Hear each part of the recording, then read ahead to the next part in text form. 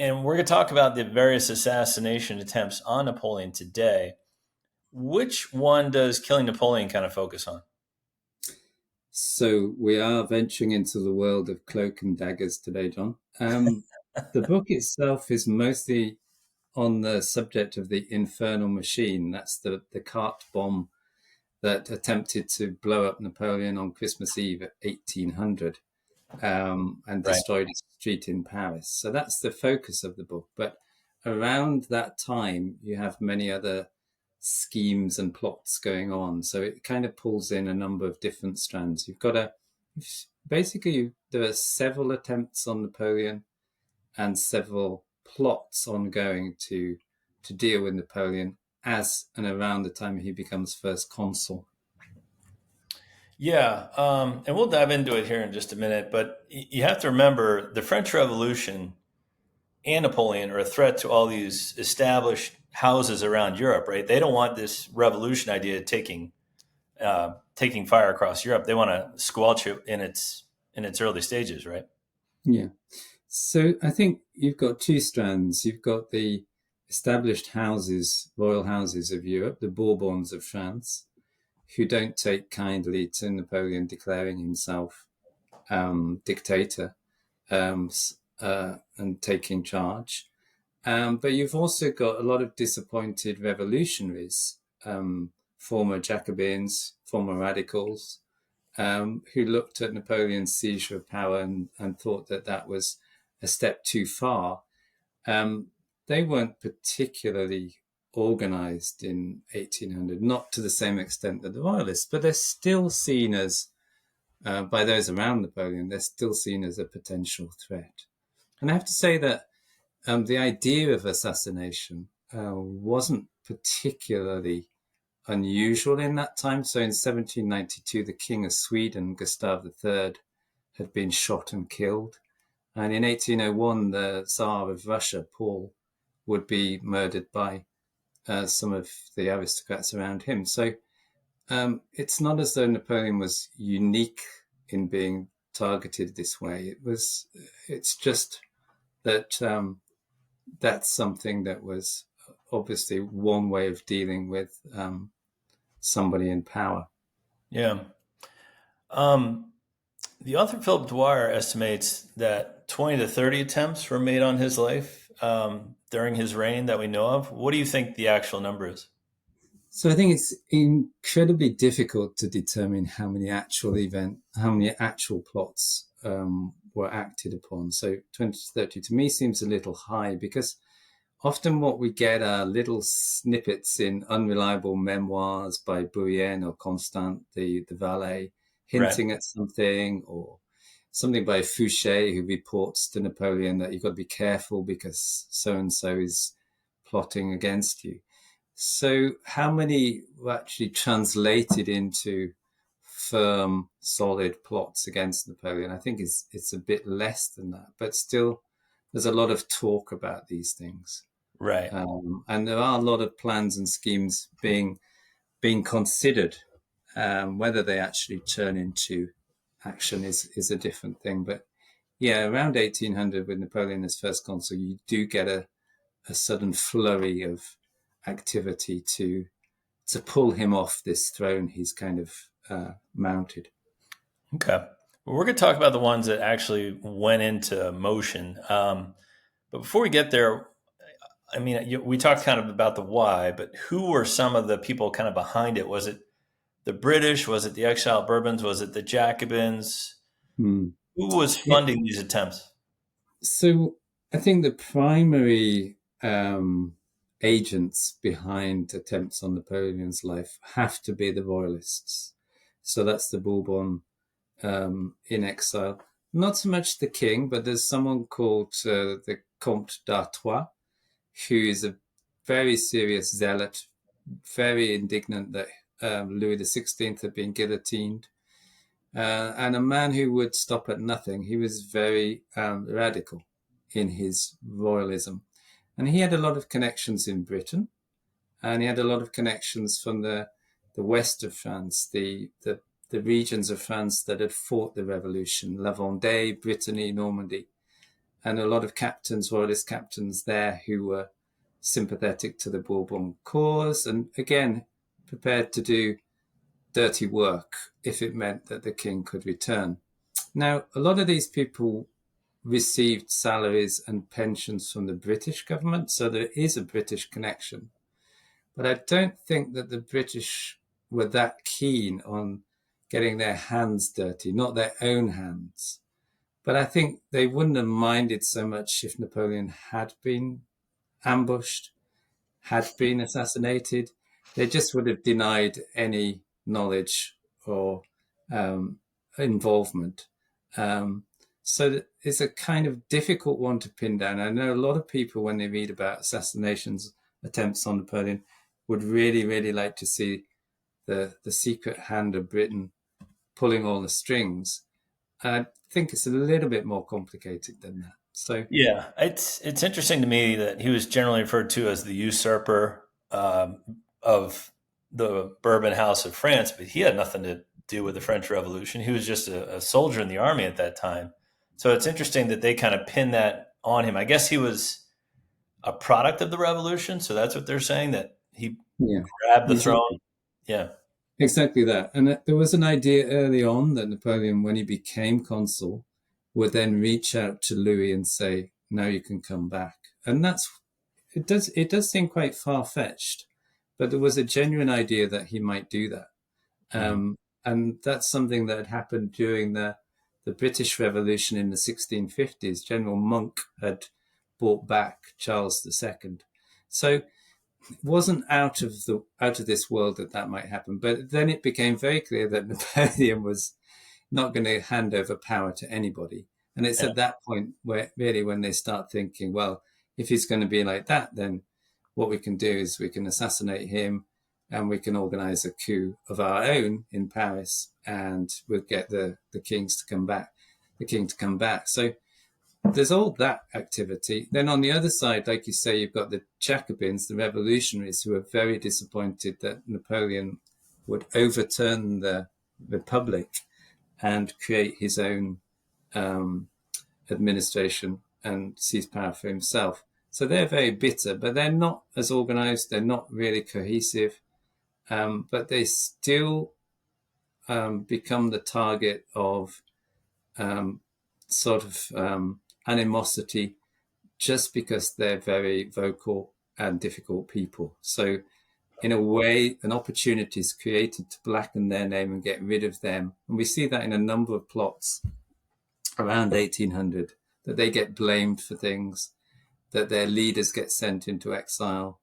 I mean, there's a great case, which we won't get into, but it's in the book, of a Jacobin general who gets sent to a desert island in the Seychelles because it's alleged that he's involved in a plot against Napoleon. So yeah. there's a lot of activity around that, and Napoleon sensed that he might be in some danger from these radicals. Yeah. Well, let's dive into a few of these attempts. The first one is kind of impromptu and may not have even happened, but according to Napoleon, it's during his 1799 coup and the 18 Brumaire incident, where Napoleon goes in and claims that liberty is in danger, that he has to take over his first council, and he claims that the legislators drew daggers on him during this attempt. Is this true? Certainly, that's alleged to be the case. So the whole episode of Napoleon going in there and clearing out the deputies is shrouded in some mystery and disagreement. It was a little bit more clumsy than the legend and the myth made it out to be. But what seems to have happened is, I don't think daggers were drawn. Lucien Bonaparte says that they were drawn, but it does seem that Napoleon was attacked by a deputy called Destrem, who tried to punch him, and a Corsican called Arena, who pulled his collar and hurt one of the grenadiers guarding Napoleon. So there was physical abuse, but I don't actually see any evidence of daggers being used. So perhaps we could leave it in that kind of vague. Maybe a half of an attempt. Yeah, Yeah, yeah, that's maybe a dagger was drawn, but it wasn't used. okay. Yeah, Well, after Napoleon becomes first consul, Malmaison becomes the site of several alleged assassination plots. And according to Napoleon's valet Constant, who you mentioned earlier, this included a poisoning attempt. Quote, sundry alterations and repairs had to be made in the chimney piece of the first consul's apartments at La Malmaison. The person superintending this work sent certain stonecutters, some of whom were in league with the conspirators, and just as the first consul was about to take up his residence in the newly prepared apartments, upon a desk at which he sat a snuff box was found, precisely similar to the one which he had the habit of using. At first, they supposed that it actually belonged to him, but that it had been in fact left there by his valet de chambre. The suspicions aroused by the strange appearance of some of the workmen took deeper root. The snuff was taken out and analyzed, and it was indeed poisoned. End quote. That's a long quote, but was there a yeah, poisoning attempt there? yeah. I think that that's a sort of classic sort of example of the kind of plots that we're hearing about a bit. But it's again one of those that comes from his valet. It doesn't say who was behind it, who the plotters were. It doesn't really give any hints as to the motivation, but it's plausible. Somebody could well have poisoned Napoleon's snuff. Napoleon was a great snuff taker. And around that time, you get other ideas around Malmaison. So there's an idea that the Jacobins would mount an ambush with 30 men and seize Napoleon's coach as he went between Malmaison and Paris.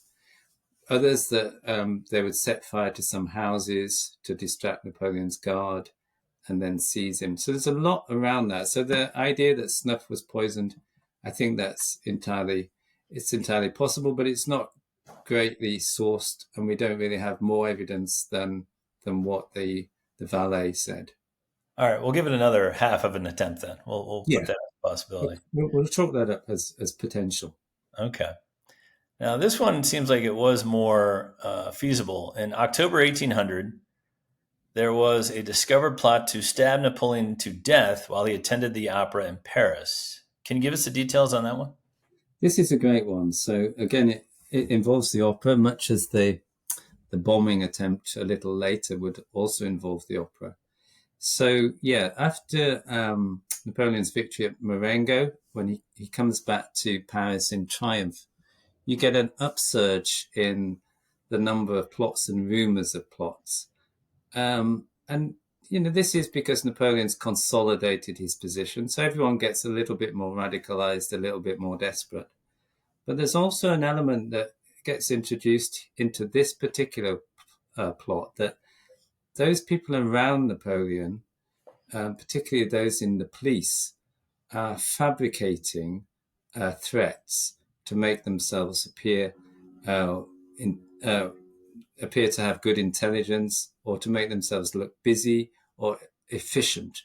And in fact, this plot from October 1800, the so-called Affair of the Daggers, looks to me like it's a case of police entrapment, where they introduce an agent provocateur into a group of people who then invent this scheme that they'll go and assassinate Napoleon at the opera.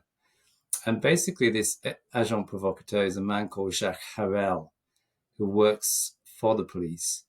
And he identifies a group of discontent and disgruntled Corsican and Italian revolutionaries in some cafes in Paris. And he works them up into this state of agitation against Napoleon, saying he's betrayed the revolution. And all these people are unemployed. They're in exile from Italy, unsuccessful revolutionaries. And he persuades them, this agent called Harel, to go to the opera. He doesn't actually say what they'll be doing there. But when they get there, they're all seized by the police.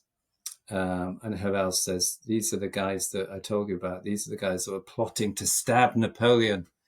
But one of the weird things is when they're searched, and we've got very good records about the police interrogations and what happened afterwards, which I mentioned in the book. But no daggers were actually found on the guys that got arrested. So it looks like Harel almost entirely made it up. He got a reward, and Napoleon was able to come down quite heavily against the sort of exiled Jacobins and radicals that were hanging around Paris. The ones involved in the plot were executed. There's about 4 or 5 of them. But he was able to send out into exile or send away from Paris dozens more. So he was able to sort of clear out the stables a bit there Yeah. in quite a dramatic way. Yeah, it's interesting. I know Napoleon always complained about Joseph Fouché and his police force. They only catch fools and lunatics. But let's kind of talk about that. Obviously, while on campaign, let's talk about the people that are assigned to protect Napoleon. This is before Secret Service and all that. Obviously, we have the Consular Guard, later the Imperial Guard, who protected Napoleon on campaign. You had Fouché and his police force to keep an eye on illegal activity. And Napoleon had a personal bodyguard in Rustam Raza. Who were all the folks that were assigned to protect Napoleon? Yeah, so you're absolutely right that the Consular Guard and the Imperial Guard have the kind of day-to-day task of ensuring Napoleon's security. And wherever his coach went, he usually had some outriders. So that's cavalry who go ahead of the coach or behind the coach as well, clear the road, make sure it's safe.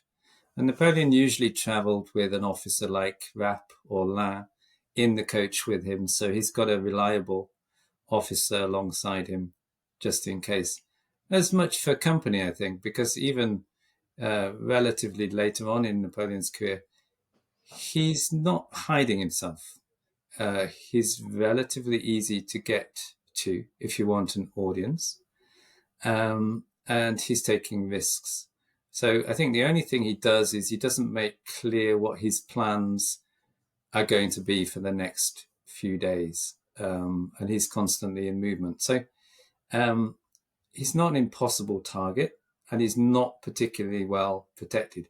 He's certainly not very well protected by the police. So in 1800, the police in France is a very amateur set of people. I mean, Fouché's got a lovely reputation for being the spider in the web, controlling all this fantastic secret police spy network. But I don't think that's particularly fair or true. The police in Paris were relatively few. There are very few professional policemen. There was a sort of secret department, a secret office that would open letters, but they're really quite busy snooping on aristocrats and different agents. There weren't enough of them. There weren't that many police officers in Paris, so police relied on a network of informers and casual agents that they would give money to. It really was not the modern police state. I mean, a lot of people accuse Napoleon of running a police state, but actually it wasn't like that at all. It just didn't exist. And you mentioned the Mameluke Rustam Raza, and it's true, the Mameluke did sleep in front of Napoleon's door, and he had all these lovely scimitars and knives in his belt. But I don't know if you've seen a portrait of Rustam Raza. He's quite a chubby, plump little guy. Doesn't look that handy with a weapon. And I think it's a little bit symbolic. But he's not the ferocious, Egyptian bare knuckle fighter that you would choose if you wanted proper bodyguard. So I think Napoleon always did take risks. Even on the battlefield, he was taking risks. He was a little bit casual about security. Yeah, he was. I know there was an instance where I think he was too far forward, and Marshal Oudinot said, "Look, if you don't get back on the line, I'm going to throw you in an artillery wagon and get you back there." So I know he was pretty brazen about taking risks. Yeah. Yeah. To his credit, I think that's he viewed himself as a soldier, and he's there for much of his career, leading from the front. It wouldn't be a good look to be skulking around in the rear. Yeah. Well, let's talk about the best known assassination plot, and that's the kind of focus of your book, Killing Napoleon. It's the plot of Rue Saint, is it Nicaise? Yeah, Nice's, I think it is. Yeah, Nicaise, that okay. one. Okay, and yeah, this is the one probably came closest to getting. It came very close, and it's a very dramatic story. So this is often known as the Infernal Machine, um, and basically what that means is it's a cart bomb. So that's a little wagon gets loaded up with a couple of barrels of gunpowder and some paving slabs. And there was rumour afterwards that the plotters had put some nails and metal fragments in the barrels to make it even more devastating. I'm not sure that's entirely true, but the blast was enormous and caused a lot of damage. So, who were the people behind this plot? Well, this one we can certainly pin down on the Royalists. So, there were plenty of Royalists in Paris in 1800. So, one of the things Napoleon had done, he'd given an amnesty and allowed the exiled aristocrats to start coming back to France. And a lot of them came back and lived quiet lives. But there was still the sort of radicalized element who were friends of the Comte d'Artois, who were up to no good. But they were still given permission to come to Paris, to live in Paris. It's just that some of them were looking for trouble. So a very small band of them kind of start getting together. And it does look like some of them were receiving salaries from the British and pensions from the British. But I think that's largely because they had been in British service in emigrant regiments or at Quiberon. It's not necessarily the case that they were receiving money for services with cloaks and daggers. So Right. we have to sort of set that aside. Their motivation was pretty clear, and I think money or no money, they would have attempted this. Hmm. So they get together, and their idea is that they will mount an attempt on Napoleon's life as he travels between his palace of the Tuileries and the opera at Paris, the opera house in Paris, because it's known that Napoleon will attend the opening night of Haydn's opera on Christmas Eve. And there are three key plotters. There's a guy called Moreau. He's an aristocrat from Brittany, and has served in the sort of emigrant armies.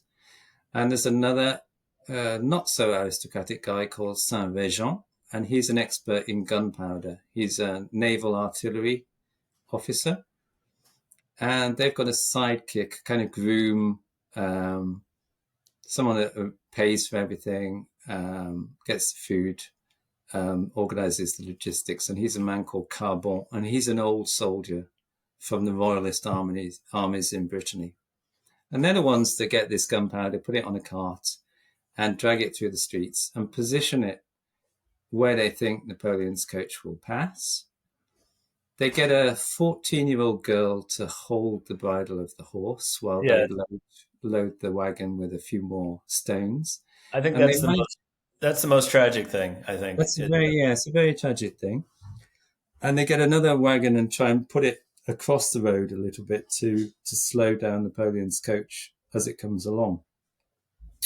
But Napoleon's escort is able to push aside this coach and push aside the cart with the gunpowder, and the coach continues. And unfortunately, Saint Regent has slightly miscut the fuse, so it burns a little bit too long, and the bomb only goes off after Napoleon's coach has passed and slightly gone around the corner.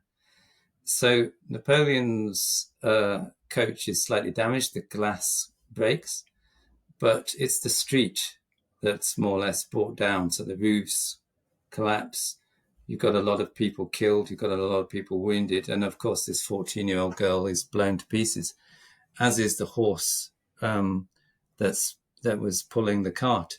And it's the horse and the bits of the horse that are key to solving the mystery of who did it. Because when the police start investigating, they're able to find someone who can identify the horseshoe as belonging to a horse that they sold to Carbon a couple of days before. And at Wow. that point, the plotters, they start to get pursued, and the police are really good at finding them and capturing them.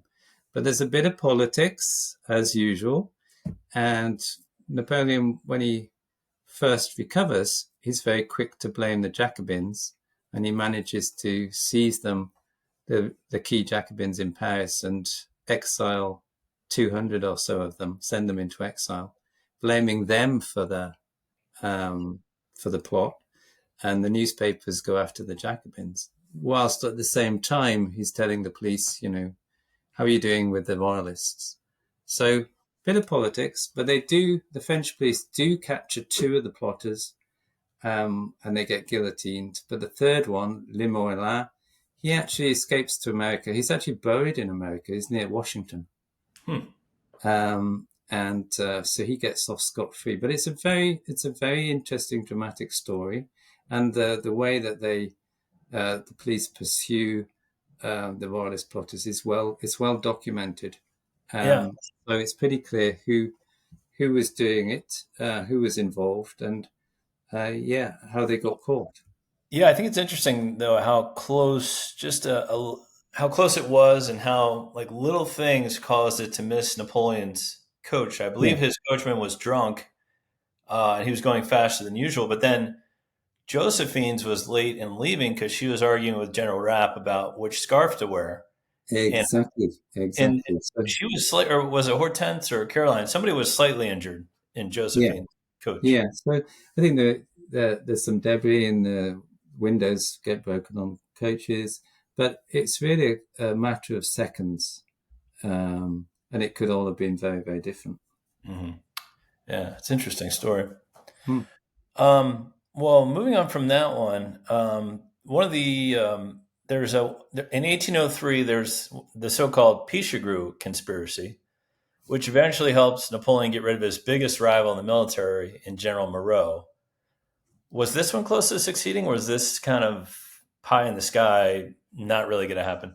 So this was again a very interesting case, which brings together some of the people from the 1800 Infernal Machine, and they're back on the scene. So there's a man called Cadoudal, who's from Brittany, another one of these royalist uh, soldiers of fortune, and he works. He comes over from Britain, and his idea is he's going to ambush Napoleon with 30 men, either kill or seize Napoleon.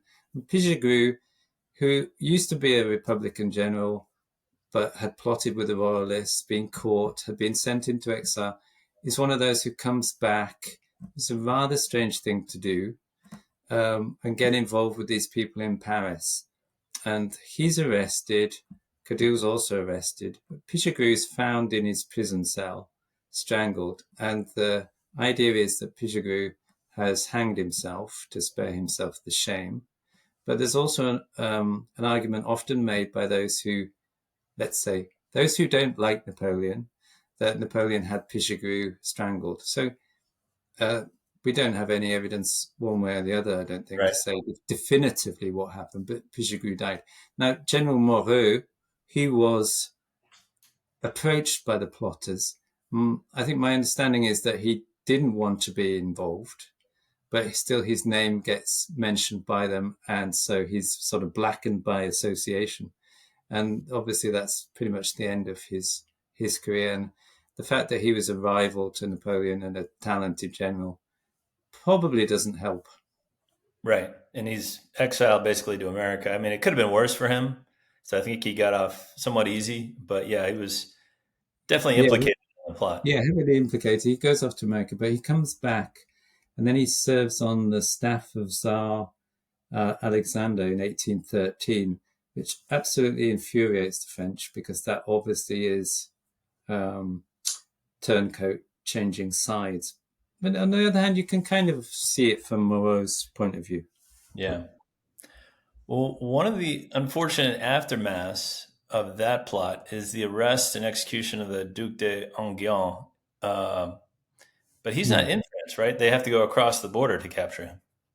that's right. It's again another one of these events that has been used to blacken Napoleon's name. So Duc d'Enghien was is a royalist soldier. He'd been quite active in the emigrant armies of France, those armies raised by the Bourbons, often paid by the Allies to fight the revolution. And he was living in the territory of Baden, just across the Rhine. And the French had implicated him a bit in this plot with Pichegru Cadoudal, and they went across the Rhine, seized him, brought him back to, I think it was Vincennes, the castle.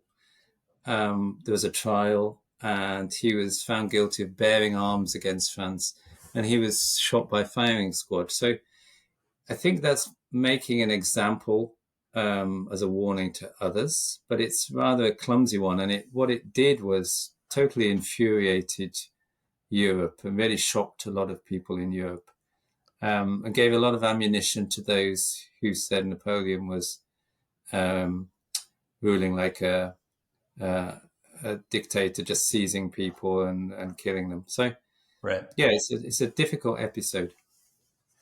Um, well, let's move on to Fredrich Staps, who is different from the other nefarious plots because he's just an average guy who seems to have acted alone.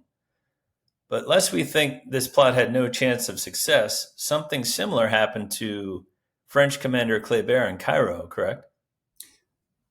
That's right. So if we think back to 1800, Kléber was the man that replaced Napoleon in Egypt. Napoleon went back to France. Kléber assumes command, and he's walking in the garden of his headquarters when a student called Suleiman from Syria comes up and stabs him. And Kléber dies of his wounds. And it's a real blow to the French army in Egypt. So these things could happen, did happen. Staps is a very interesting case, but again, we don't have a lot of information or evidence about this whole situation. We're relying on the account of General Rapp a little bit here.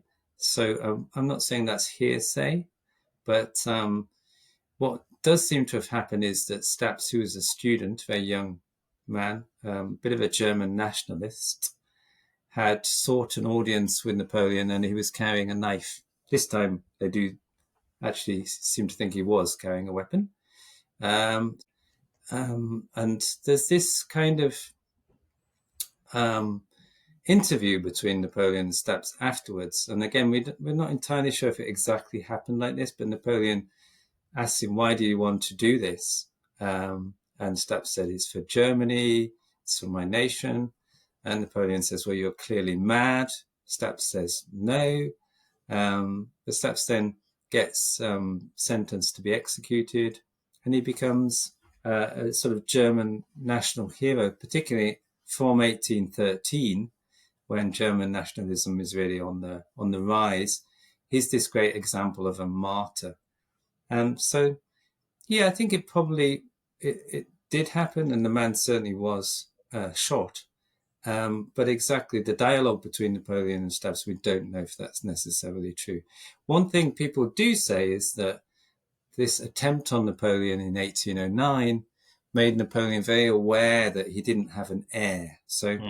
Josephine wasn't producing children with Napoleon. Napoleon was starting to get worried. This attempt on his life made him think about his legacy, and therefore he decided to um, divorce Josephine. But I Yeah. think at the same time, we should remember that in those months in 1809, Napoleon had just got his Polish mistress pregnant. And so he knew he could have children. Hmm. So he knew it was Josephine who couldn't. And I think that's probably more important than the Staps case for making Napoleon think it's time I got another wife, and got on and had Napoleon II So yeah, Yeah. it's an interesting case, but The again, Stabs one, but it's part of the Napoleonic legend almost that Napoleon allegedly offers clemency to him and says, I'll release you if you promise yeah, not to attempt assassination on me again. And allegedly, Stapp says, no, I'll just try again. And at that point, Napoleon sends him off to the firing squad. But I don't know if that's part of the legend where he's trying to be magnanimous and say, oh, I'm trying to it's be yeah, forgiving. it's very difficult to say. I don't think Napoleon always was magnanimous, and I think this conversation makes him appear like that. So it, like you say, it's very good for the legend, but I mean, ultimately, he was taken away and shot. So yeah, we're relying on one account that gets passed into legend. We're not entirely sure if they had a long talk or even if they spoke. So Okay. Well, after this attempt, were there any others that I'm not aware of? I know he was close to being captured a few times in Russia, but those are during war circumstances. I don't know of any assassination per se. yeah, there was a couple we can close with. So Napoleon's on Elba. There's a royalist governor sent to Corsica called Brumaire. And he's a very interesting man who also appears in the Infernal Machine plot in 1800. So he's been working on bringing down Napoleon for at least 15 years. And he gets appointed governor of Corsica. And he allegedly, and again, we don't know too much about this, was hiring assassins to go over to Elba to bump Napoleon off. And that's apparently one of the reasons why Napoleon felt that he was unable to remain in Elba much longer because he wasn't getting much protection. And he was, you know, by appointing this guy governor of Corsica, the Bourbons were sending a very clear message that, haha, we could do this to you any time. Right. So it wasn't really encouraging Napoleon to hang around. So that's one. And then I think we can just close with, and I don't think we've got time for it today, and it's enormously controversial. But of course, you've got the whole Ben Wieder case that the British poisoned Napoleon in St. Helena using arsenic, and arsenic was found in Napoleon's blood. And that's the ultimate assassination of Napoleon. But I don't have I don't think we've got the time for that one. Ben Reader's written a couple of books. Some people say it's completely made up. Others say that, yeah, why would they do that? Yeah. But that's probably the last. That's probably the last plot or scheme that gets talked about Yeah. to That the would, end. like you say, that would probably require a whole nother episode. Just I that one. think so. I think But so. yeah, we'll end on that mystery. But Yeah. yeah, no, I think that was really informative. I recommend you check out Jonathan's book, Killing Napoleon, which you can find on Amazon. You can find out more about some of these and really insightful stuff. I appreciate it, my friend. Thank you very much, John. It's a pleasure talking to you. And like I say, it's all cloaks and daggers, but there's some great stories out there. Yeah, indeed. Well, thank you for telling us a few of them, and we'll talk soon. Talk again soon. Thank you.